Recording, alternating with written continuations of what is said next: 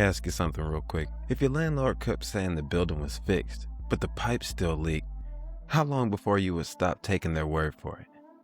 See, this is what we're watching right now. We have reports of the press corps getting blocked from the White House, a peace deal that shippers did not actually believe is real, election officials quietly warning that the federal government may be trying to intimidate them before November's election, and a legal term called habeas corpus, which basically means the government cannot throw you in jail and then refuse to say why, being discussed for suspension inside the White House. Now that last one, that should make every American stop, no matter what party they belong to. These may be different stories, but one pattern emerges. Everything Trump touches, he breaks. I'm D'Anthony Collins, and this is The Quiet Loud. And I want to start by saying something plainly. You don't have to follow politics every day to feel what's happening right now. You feel it at the grocery store, at the gas pump, when you think about whether your vote actually counts, or when you hear about another war, or maybe when something that's supposed to work just doesn't.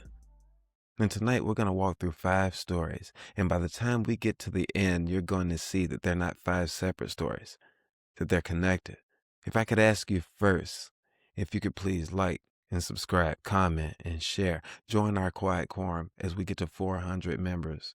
So please hit that subscribe button and that like and that share. It does a great deal, and I would greatly appreciate it. All right? So let's start at the White House, where we have another alleged plot. Another security scare, and reporters still apparently couldn't get in because federal authorities say they stopped a plot against a UFC event held on the White House lawn. According to the AP, the alleged plan involved explosive loaded drones and sniper fire. 5 people were arrested.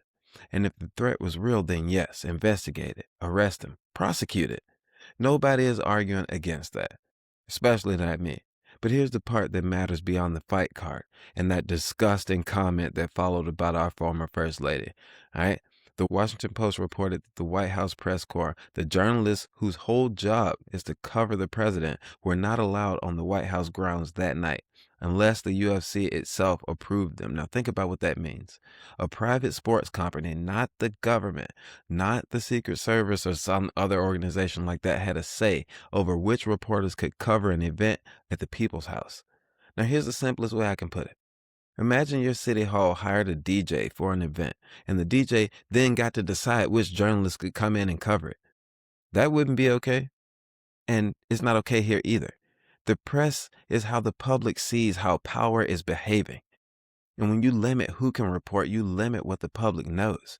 And now, add to that the alleged plot, like I said. Kash Patel and federal authorities say that they disrupted a coordinated plot targeting a UFC event held on the White House lawn just Sunday night. According to Reuters and the AP, the alleged plan involved, like I said, explosive-laden drones and sniper fire with multiple arrests connected to the threat. Reuters reported that officials described the disrupted plans as involving drones and gunfire aimed at the White House UFC event. Now, let me be clear. Like I said, investigate it, prosecute it. But these days, it seems that danger seems to be the easiest way to make a case for Trump's ballroom. Remember, after the White House Correspondents' Dinners event and attempt, he talked about how the ballroom would be a shield and a drone port. Okay? Come on, it's pretty obvious. I mean, I'm going to stick to the proven facts here, but that's pretty obvious that the pattern here is worth watching, okay? They're trying to lay the predicate for this ballroom, talk about why they need this ballroom. He's trying to, I feel like, instill those Butler PA feels again that he survived something, that he's under attack, that he needs this for national security. I just don't see it, all right? Now let's look overseas. Because Trump's calling it a victory, but the people who actually move the oil aren't so convinced. All right? Trump wants you to believe that the Iran situation is solved. Okay? He's used the word peace. He wants the story to be that America won. And heck, I would like that story to be that also. But here's what's actually happening on the water. Reuters reported that the deal promises an end to the conflict, but the details on how it actually works are still unclear. The Financial Times says that a major shipping company said any agreement has to become now, I want you to hear their word, material, before ships will actually start moving again through the Strait of Hormuz. Material here means real, proven, not just, an announcement made by Trump. And Reuters also reported that the U.S. has been doing ship-to-ship oil transfers as well in the Gulf, a workaround move to keep oil flowing around the crisis. Now, here's the plain language version of that. If you actually won, do you need a workaround? I mean, think about it like this. We talked about leaky plumbing earlier. If your plumber said the leak was fixed, but you're still catching water in a bucket, it's obvious, right? The leak is not fixed. Now, here's where it hits your wallet directly. The Strait of Hormuz, as we all know, been over these last few months becoming Strait of Hormuz scholars. I mean, not really, but you know what I mean. The Strait of Hormuz is one of the most important oil shipping lanes on the planet, with about 20% of the world's seaborne oil going through the channel every single day.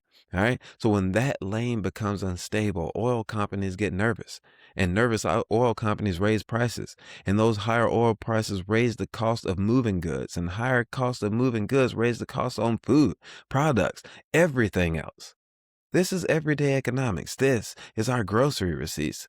Okay. So when Trump says peace, the question is not whether he said it with confidence, said it with his chest. The question is whether the ships believe him. The insurers, the oil companies, our allies, all right? The people actually risking their ships on that dangerous water. And right now, those people are still waiting to see if this is real. And we're waiting with them. Now, let's talk a little bit about our vote. Because the people who screamed about election security may now be trying to threaten it. And I want to say up front, this one is important, whether you're a Democrat, Republican, or neither. Because this is not about one party winning. This is about whether the system works at all.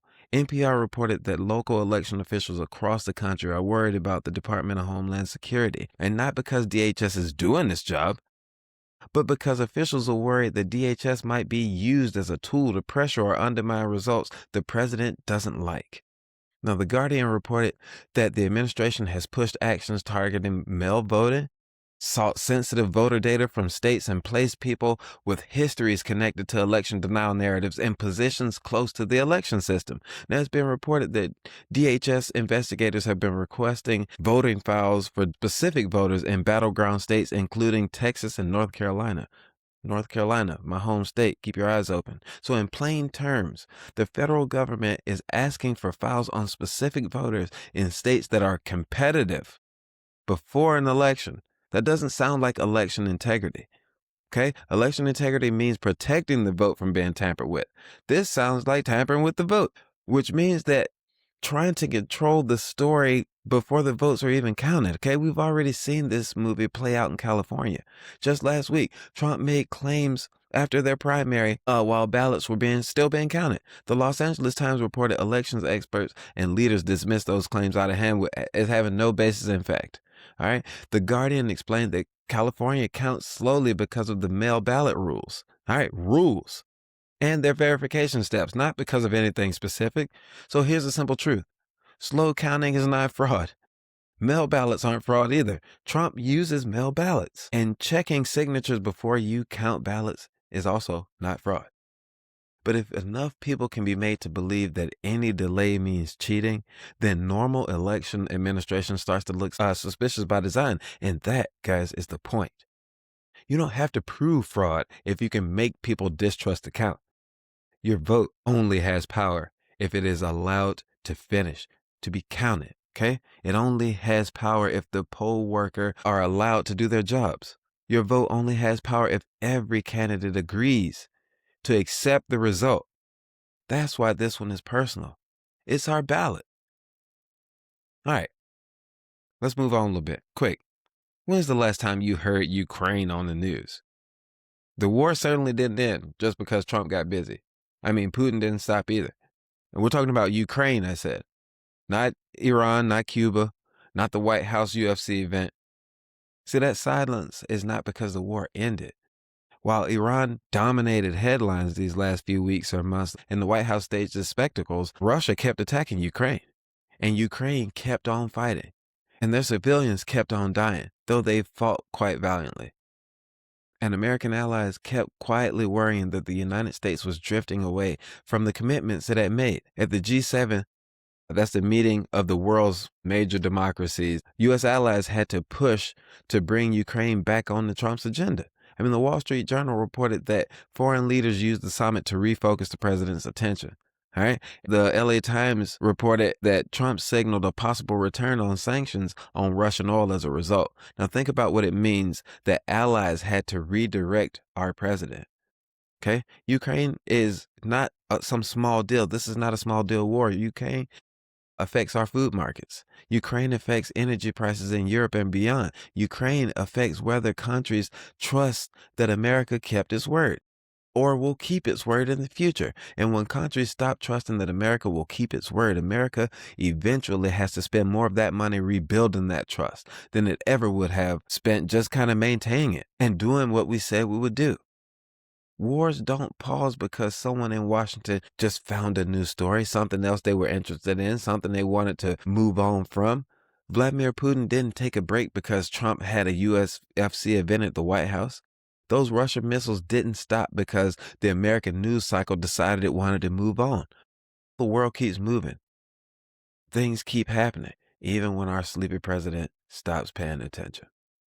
All right. Now, I want to tell you about the Lincoln Memorial Reflecting Pool, one of the most recognizable landmarks in Washington, D.C. All right. And I'm going to talk a little bit about the screwworm outbreak as well, too, because there's a pattern there. Trump pushed for a renovation to the reflecting pool. All right. He called it a big patriotic makeover, a pool that was supposed to shine. And I'm quoting here, American flag blue. But according to The Guardian, after a project that eventually grew to about $14.2 million, the algae came back. And that was his most frequent complaint about that. And it came back just days after completion. The Department of Interior says they're not fighting it with a nanobubular technology. All right. All right. Look, on one hand, it is algae. Okay. It's algae. But on another level, we had this big complaints and all of this tear down, right? Then we get this big announcement, this big visual, him trying to stand up the reflecting pool and weigh it against other skyscrapers. I don't know what that was. All right. So we get the big visual, the big promise, and the even bigger bill. All right. 14.2 million. Come on. That's not nothing. And then the whole problem that he complained about just comes right back. Now let's connect that to something that you're actually paying for, because The Guardian also reported that the screwworm cases are rising through confirmed animal cases in Texas and New Mexico. The USDA says that it's leading a response and that the food supply is currently safe. And that's good to know. All right. I mean, currently safe gives me a little bit of pause, but that is good to know. But here is what is already in your grocery cart, because WRAL, citing USDA data, reported that retail beef hit $9.64 per pound in April. Now, that's a 13% jump from last year. The national cattle herd is at its smallest size in 75 years. So this is not just a niche farm story, okay? This is a ground beef story. This is a Taco Tuesday story, all right? This is a cookout story, and summer is coming. All right. And AP Norc polling shows that the American public is registering all of it. Trump's support among independents have dropped 17 points since before he took office. 56% of the public has little or no trust in his judgment on using military force overseas. And broad concern over tariffs raising prices has been consistent for months. Independents are leaving. Trust on military decisions are low, and beef is almost $10 a pound. Also, don't forget this war is not over yet, and the pool is turning green again. And that's not just a collection of random headlines. That's the Trump MAGA governing record, all right? That's what they do. Big announcement, big, visuals, big bill, and the problem comes right back, all right? So I want to close with something simple. A lot of this stuff seems and feels far away. We're talking about the Strait of Hormuz. We're talking about the G7, habeas corpus. Sounds like things that happen to other people in other places. But all of it lands somewhere. The oil rights hit our gas pump, and the farm crisis hits our grocery bill. The election pressure hits us at the ballot box, and the press restrictions hit what we're allowed to know. And all those legal discussions hit the rights that have protected us, whether we've thought about them or not. And this week across all the stories that we're covering, the same thing keeps showing up. This administration wants your trust, but it doesn't want your questions. It wants the credit for solving problems, but it wants to be unaccountable. And once again, the pool is turning green and the ships are still waiting. The votes are still being pressured and the reporters are still being blocked.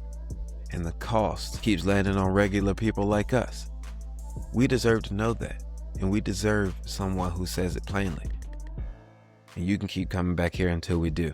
All right, so please like, subscribe, comment, and share this with somebody who needs to hear it. Not only if they agree with you, I mean, it's good to be amongst that number, but because they deserve to know what's actually going on, all right? Please join our quiet quorum. And as always, stay grounded, stay informed, and stay loud, quietly. This is The Quiet Loud. Y'all take care.